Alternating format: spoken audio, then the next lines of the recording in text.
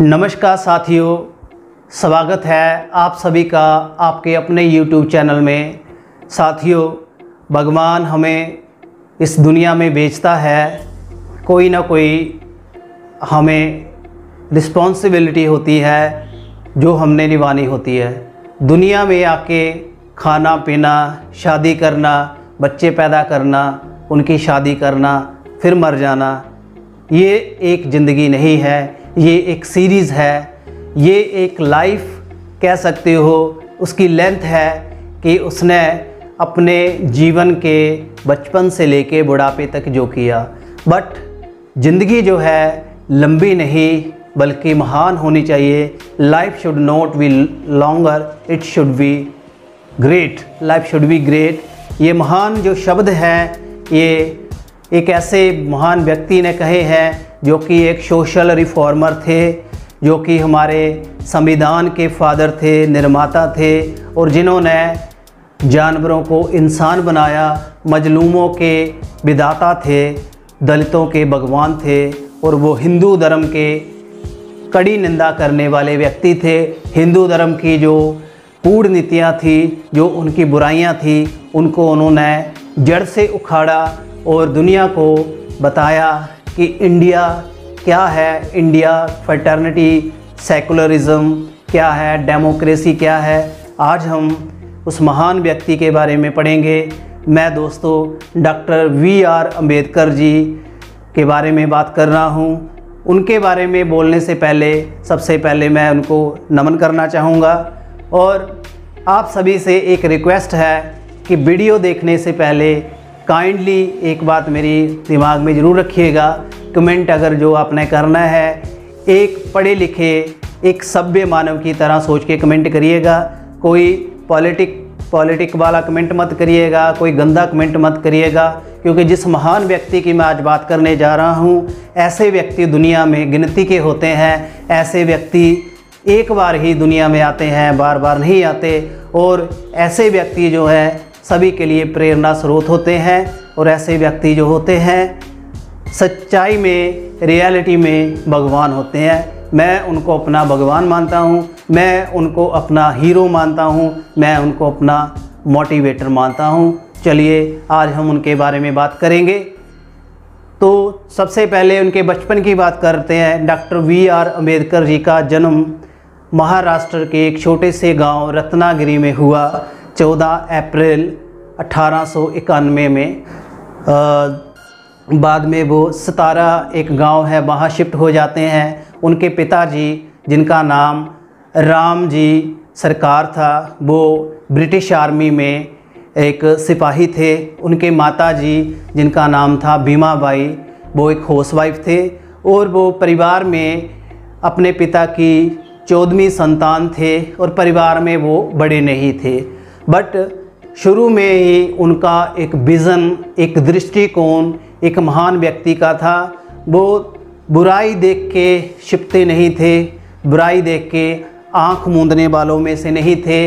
वो सच के लिए लड़ते थे, बुराई की कड़ी निंदा करते थे, और बचपन से ही उन्होंने कई कुछ ऐसा सहा और उस पीड़ा को मन में एक चिंगारी की तरह रखा और उसको पावर बनाया। और उन्होंने कहा जो मैंने बोगा है वो मेरी कौम नहीं बोगेगी। मैं कुछ ऐसा करूँगा कि मेरे जो आने वाली नस्लें हैं, जो आने वाले लोग हैं, वो फ़क्र से जिएंगे और उनको जीने का अधिकार मिलेगा।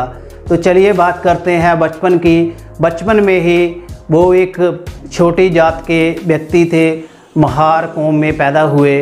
वो अनटचेबल थे, अछूत थे, दलित कह सकते हैं। और उस वक़्त बहुत ही ज़्यादा जातिवाद था, उस वक्त काफ़ी छुआछूत था। उनको उन बातों को काफ़ी भोगना पड़ा, और वो पढ़ने में काफ़ी ज़्यादा होशियार थे, पढ़ना चाहते थे।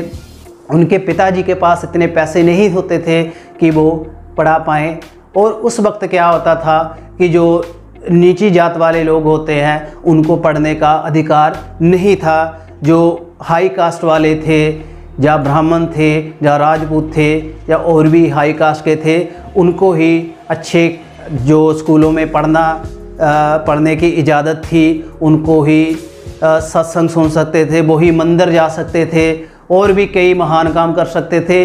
और जो अछूत थे उनको गंदे से गंदा काम दिया जाता था, उनको बंधुआ मजदूरी करवाई जाती थी, उनसे मल मूत्र उठाया जाता था, उनसे लाशें उठाई जाती थी, ये सारे काम उनसे करवाए जाते थे।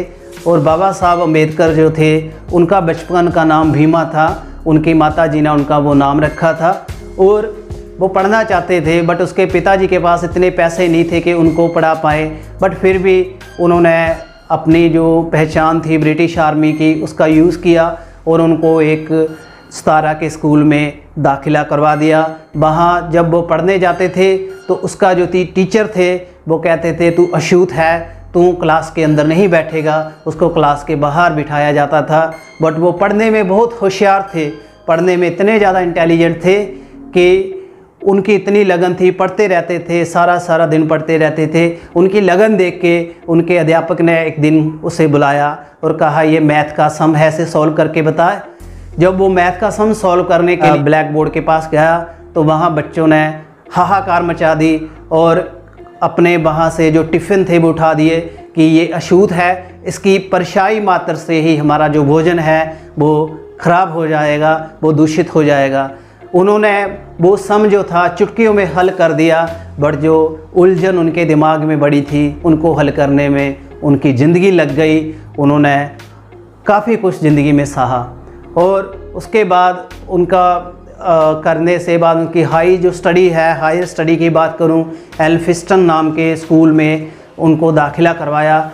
उनको आगे पढ़ने की मंजूरी नहीं थी। इंटर करने वाले वो फर्स्ट अनटचेबल थे, अपनी महार जाति के सबसे पहले व्यक्ति थे जिन्होंने इंटर की। महाराजा ऑफ बड़ौदा के जो महाराजा थे उन्होंने उनकी फरियाद सुनी थी। उनके पिताजी उनके पास फरियाद लेके गए कि मेरा बच्चा पढ़ना चाहता है, आप प्लीज़ इसकी मदद करिए। उन्होंने उसकी बात सुनी और उस वक्त जो दलितों को पढ़ने का हक़ नहीं था, फिर भी उन्होंने उनको उनकी लगन देख के उनको पढ़ने का मौका दिया और फिर वो पढ़े। उन्होंने इंटर की, उसके बाद वो हायर स्टडी करना चाहते थे।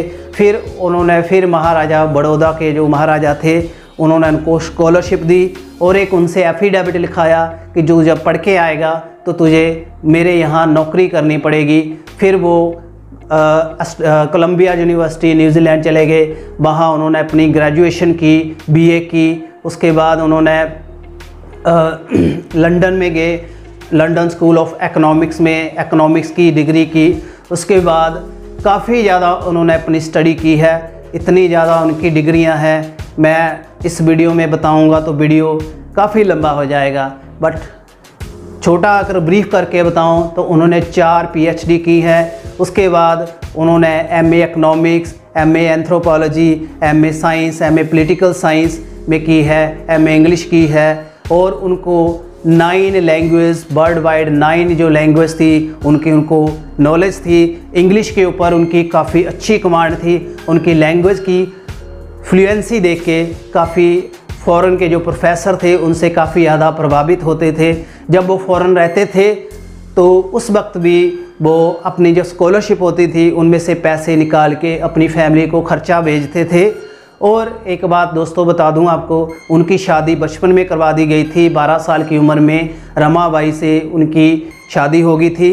उसके बाद उन्हें 5 संतानें पैदा हुई थी और अपनी स्टडी करते करते वो अपना जो स्कॉलरशिप थे खर्चा निकालते थे। और पढ़ने का उनको इतना ज़्यादा शौक़ था कि वो पैसा जो है अपनी पढ़ाई के ऊपर लगाते थे, अपनी किताबों के ऊपर लगाते थे। और उनके पास तकरीबन 70,000 तक बुक थी जो उन्होंने ख़रीदी थी। और कितनी बुक लिखी हैं ये गिनती करना मुमकिन नहीं है। उनकी काफ़ी बेस्ट बुक्स हैं और उनकी बुक्स में से एक बहुत महान बुक आती है वेटिंग फॉर वीज़ा, ये आप सभी को पढ़नी चाहिए। उस बुक में उन्होंने अपना दर्द बयां किया है जो उन्होंने सहा है। तो जब वो पढ़ के आए इंडिया में तो हाईली एजुकेटेड पर्सन थे, जैसा उन्होंने अपना वादा किया था वो फिर महाराजा बड़ौदा के पास गए। उन्होंने उनको अपनी सेना के सेक्रेटरी की नौकरी दे दी। तो सेना के सेक्रेटरी की जब नौकरी करते थे, बट उस उसकी रियासत में जो लोग थे, जो सिपाही थे चाहे पीएन थे, वो भी उनसे अच्छे से बात नहीं करते थे। फाइलें उनके हाथ में नहीं पकड़ाते थे, टेबल पे को फेंकते थे कि तू एक दलित है, क्या हुआ, तू नौकरी कर गया बट फिर भी तू एक अनटचेबल है, तेरी हम रिस्पेक्ट नहीं करेंगे। उसके बाद उनको रहने के लिए कोई जगह नहीं देता था। वो कई जगह गए, किसी होटल में उसको ठहरा नहीं गया। उनसे पूछा जाता था तेरी जाति क्या है, तो किस कास्ट का है, और महार होने की वजह से उनको किसी होटल में नहीं ठहरने देते थे। एक छोटी सी घटना है जो कि उन्होंने अपनी बुक वेटिंग फॉर वीज़ा में लिखी है, सभी को पढ़नी चाहिए। जिस टाइम वो महाराजा बड़ौदा की रियासत में जॉब कर रहे थे तो उनको रहने के लिए वहाँ कोई रखने के लिए तैयार नहीं था, फिर भी उनको एक पारसी होटल में रहने की इजाज़त मिल गई। बट पारसियों ने कहा था तू अगर कोई पूछे तुम बताना कि मैं पारसी हूँ। बट जब उसमें पता चला, किसी ने शिकायत कर दी, तो लोग उनको मारने के लिए रात को आ गए। वो रात उन्होंने बड़ी मुश्किल से गुजारी, उन्होंने स्पेशल लिखा है, बहुत रोए उस रात, और उन्होंने फिर वहाँ से उनको जाना पड़ा। फिर वो अपने घर आ गए। जब वो घर आते हैं उसके बाद पता चलता है कि उनके पिताजी की मृत्यु हो गई है। उनकी माता की जो मृत्यु थी उनके बचपन में ही हो गई थी। पिता की मृत्यु उनकी होने के बाद वो अकेले पड़ गए थे। पिता की ही मृत्यु नहीं साथियों, मैं आपसे बात करना चाहूँगा, उन्होंने अपने 4 संतानें खो दी। 4 बच्चे उनके मर गए, बिना मेडिकल ट्रीटमेंट के, बिना डॉक्टरी इलाज के मर गए, क्योंकि उस वक्त उनके पास इतने पैसे नहीं होते थे और दलितों का, अनटचेबल को डॉक्टर भी हाथ नहीं लगाते थे। जो बुक की मैं बात कर रहा हूँ, वेटिंग फॉर वीज़ा, उन्होंने एक वहाँ अपनी एक घटना बयां की है। उस बुक में 6 इंसिडेंट उन्होंने बयां किए हैं, और उनमें से एक बहुत बड़ा इंसिडेंट, जो इंसिडेंट नंबर 1 है, उसकी मैं बात करूंगा दोस्तों। उनमें उन्होंने ये कहा है कि एक बार उनके पिताजी जब नौकरी करते थे आर्मी में, तो उनको बड़े गांव एक जगह है महाराष्ट्र के साथ में, उनको बुलाया। वो छुट्टियां काटने के लिए जा रहे थे और परिवार में वो बड़े नहीं थे, उनके बड़े बहन भाई भी थे, उसका बड़ा भाई उनके साथ था, छोटे बहन भाई भी थे, और वो चल पड़े अपने पिता को मिलने। और वो ट्रेन में जा रहे थे, बड़े उत्साहित था, वो बचपन में थे कि ट्रेन में जा रहे हैं। तो ट्रेन में फिर उनको एक रिक्शा से जाना पड़ता था, तो रिक्शा में वो जा रहे थे। तो जब उस रिक्शे वाले को पता चला कि ये अनटचेबल है, ये अछूत है, नीची जात का है, उसने कहा कि मैं तुझे नहीं लेके जाऊंगा। और उन्होंने क्या किया, उससे दुगना किराया वसूला और उसको कहा तो खुद रिक्शा लेके जाएगा। तो वो खुद रिक्शा चलाते हुए गए। बहुत ही बुरा दर्द बयां किया है। और रास्ते में उनको भूख लगती है, उनके पास खाना तो होता है बट पानी नहीं होता, उनको किसी ने पानी नहीं दिया। फिर उन्होंने एक गंदा तालाब देखा जहाँ पे पशुओं का मल मूत्र पड़ा था, पशु मरे पड़े थे, वहाँ उनको पानी पीने के लिए कहा गया, पर उन्होंने पानी नहीं पिया। उन्होंने अपनी भूख को कंट्रोल में रखा और 4-5 दिनों के बाद उन्होंने खाना खाया। ये उनकी रियलिटी उन्होंने एक्सप्लेन की है। बहुत दर्दनाक, ब्रूचल, एंटी ह्यूमन जो उनके ऊपर बिहेवियर होता था, due to that he belong to a schedule caste, कि वो नीची जात के थे। तो ऐसा दर्द उन्होंने झेला, ऐसा दर्द उन्होंने भोगा। उस दर्द को उन्होंने अपनी धार बनाया, जिससे उन्होंने आने वाले समाज का भला किया। सच में उनको मैं तहे दिल से नमन करता हूँ। और एक उनके बचपन की बात और बताऊँ, उनको पानी पीने का हक नहीं था। गांव का जो कुआं होता है वहाँ दलितों को पानी पीने का हक नहीं था। और दलितों की जो महिलाएं होती हैं उनको साड़ी पहनने का हक नहीं था। उनको साड़ी अपने पाँव उठा के पहननी पड़ती थी और अपने जो पाँव को ढक के नहीं रख सकती थी। उन्होंने ये हक उनको दिलवाया। और एक बात और कहूँ, उन्होंने फिर सत्याग्रह ज्वाइन किया, सत्याग्रह की ओर निकल पड़े। उन्होंने कहा कि मैं कम से कम लोगों को पानी पीने का हक तो दिलवा के ही रहूँगा।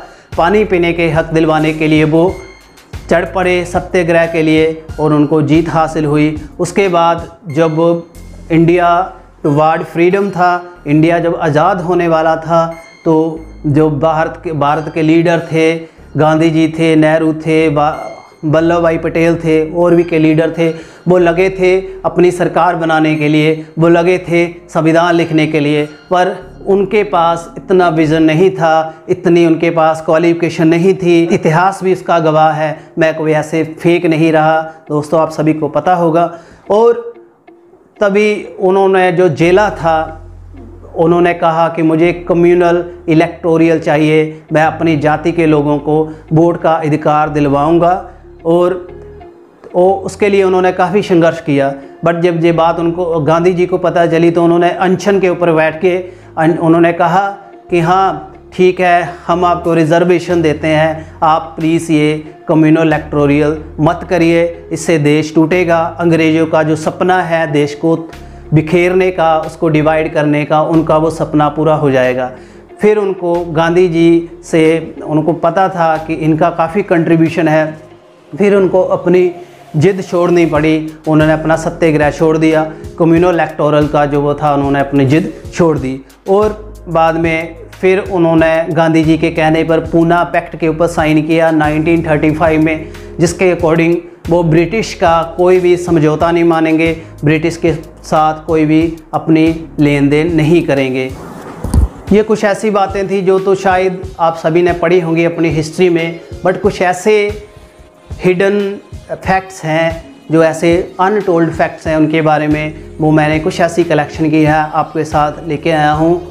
और अगर मैं बात करूँ, उन्होंने हिंदू कोर्ट बिल लेके आए थे, उसके अकॉर्डिंग महिलाओं को उन्होंने अधिकार दिलवाया था।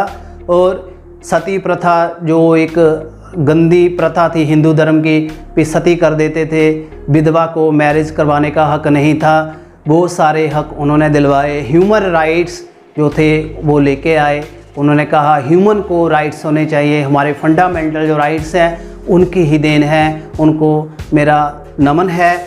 इंसान को इंसान समझना, इंसान को इंसान के काबिल समझना, ये मैंने किसी धर्म में नहीं समझा, किसी हिंदू धर्म के ग्रंथ में नहीं पढ़ा। हमारे जो भगवान वही हैं बाबा साहब अम्बेडकर जी, जिन्होंने इंसान को इंसान समझने के लिए कानून बनाए। वो हमारे फर्स्ट लॉ मिनिस्टर बने थे और प्रोफेसर भी रहे वो, उसके बाद उन्होंने वकालत भी की थी, और ये उनका साथ साथ में चलता रहा। और एक बात और बताऊं दोस्तों, कहा जाता है कि वो सिर्फ रिजर्वेशन लेके आए, बट मैं कहता हूं उन्होंने हर एक वर्ग का भला किया है, चाहे वो नीची जाति का हो चाहे को ऊंची जाति का हो। उन्होंने क्या क्या किया है मैं थोड़ा आपको बताना चाहता हूं। जो बंधुआ मजदूरी थी, फोर्स्ड लेबर करवाई जाती थी, बगारी यानी बिना पैसे के काम करवाना, धक्के से काम करवाना, शाहूकार काम करवाते थे, उन्होंने इसके ऊपर रोक लगाई। और पर्टिकुलर एक डेली वेज जो होता है, दिहाड़ी होती है, वो सेट करवाई। जो काम पहले करवाया जाता था कंपनीज़ में 14-14 घंटे 16-16 घंटे कम होता था, उसको उन्होंने 8 घंटे करवाने वाले व्यक्ति डॉक्टर BR अम्बेडकर ही थे। और प्रोविडेंट फंड जो एम्प्लॉय के लिए होता है वो भी वो लेके आए। इंश्योरेंस होना चाहिए एम्प्लॉय का, वो भी अम्बेडकर साहब ही लेके आए थे। पेंशन स्कीम की जो इम्पोर्टेंस है वो भी उन्होंने समझाई थी।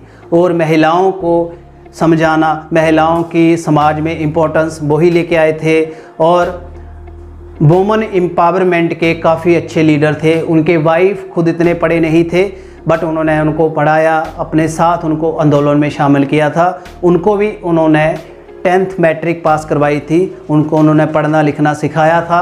और उनकी जो वाइफ थी रमाबाई, वो भी महिलाओं को प्रेरित करती थी, महिलाओं को रहना सहना पढ़ना, वो समाज में जो बुराइयां हैं उनको ख़त्म करने में बाबा साहब के साथ चलती थी। और बाबा साहब की वाइफ की जो पहली वाइफ थी उनकी डेथ हो गई थी, उसके बाद उनकी सेकंड मैरिज हुई थी कविता अम्बेडकर। वो एक हाई कास्ट की थी, जनरल कास्ट की थी, उन्होंने इसकी मैरिज की थी। 2003 में कविता अम्बेडकर जो हैं उनकी डेथ हुई। और बात एक इंटरेस्टिंग आपको बताऊं दोस्तों, जो रिज़र्व बैंक ऑफ इंडिया है, बाबा साहब अम्बेडकर की 2 ऐसी किताबें हैं जो कि वर्ल्ड वाइड फॉलो की जाती हैं इकोनॉमिक्स की। उनके ऊपर रिज़र्व बैंक की फाउंडेशन रखी गई। Evolution of provincial finance in British India and the problem of rupees, ये 2 ऐसी महान किताबें हैं जो बाबा साहब ने लिखी है और इनके ऊपर जो RBI है, रिज़र्व बैंक ऑफ इंडिया, जो कि इंडिया के सभी बैंकों को कंट्रोल करता है, उनके ऊपर आधारित है। तो रिज़र्व बैंक ऑफ इंडिया के जो फादर हैं बाबा साहब अम्बेडकर को माना जाता है, उनका काफ़ी ज़्यादा कंट्रीब्यूशन है। और बाबा साहब अम्बेडकर जो हैं उन्होंने दुनिया का सबसे बड़ा संविधान द कॉन्स्टिट्यूशन ऑफ इंडिया हमें प्रोवाइड करवाया। हमारा जो ट्राई कलर है, हमारा जो तिरंगा है, उसमें जो अशोक चक्कर है, वो इंडिया को बाबा साहब अम्बेडकर ने सजेस्ट किया था कि अशोक चक्कर जो है हमारे एक नेशनल सिंबल होना चाहिए। और एक बहुत ज़्यादा त्रासदी है कि हमारे जो लीडर होते हैं उनको काफ़ी ज़्यादा रिकॉग्निशन मिलती है, बट जो बाबा साहब हैं उनको भारत रत्न उनकी मौत के बाद मिला 1990 में, 1990 में मिला। BV राव की सरकार ने उनको भारत रत्न दिया था। बट वर्ल्ड वाइड अगर बात करूं तो यूनिवर्सिटी जो है लंदन स्कूल ऑफ इकोनॉमिक्स में उसको बेस्ट स्कॉलर का अवार्ड मिला है। कोलंबिया यूनिवर्सिटी ने उनको हाईएस्ट एजुकेटेड पर्सनैलिटी का अवार्ड दिया है। और डिफरेंट कंट्रीज़ में उनके स्टैचूज़ लगे हैं, आपको फ़ोटोग्राफ में नज़र आ रहा होगा। और ये हमारे लिए एक बहुत ही खुशी की बात है।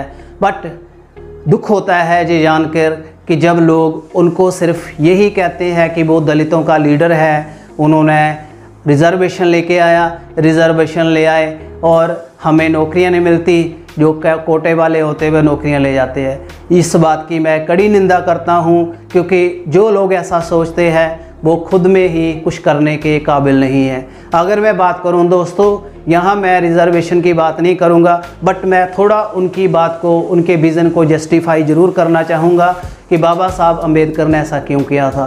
क्योंकि जो एक निम्न वर्ग ने, जो दलितों ने सहा है, वो किसी ने नहीं सहा। जो उनके साथ उत्पीड़न हुआ है, जो उनके साथ जुर्म होते हैं, मैं नहीं कहता कि अब जुर्म नहीं होते, आज भी होते हैं। आज भी महिलाओं के साथ बलात्कार होते हैं, आज भी उनको ऐसे ही मार दिया जाता है, उनसे बेगारी की जाती है। इंडिया में कई ऐसे पछड़े गांव हैं जहां अभी भी जो है जातिवाद चलता है। बट उनको अगर समझ हो, उनको अगर पढ़ना आ जाए, उन लोगों को अपने जो मोरल ड्यूटीज़ हैं, उनको अगर अपने फंडामेंटल राइट, जो अधिकार बाबा साहब ने दिलवाए हैं, अगर उनको पता हो, तो कोई भी हमारे साथ ऐसा नहीं कर सकता।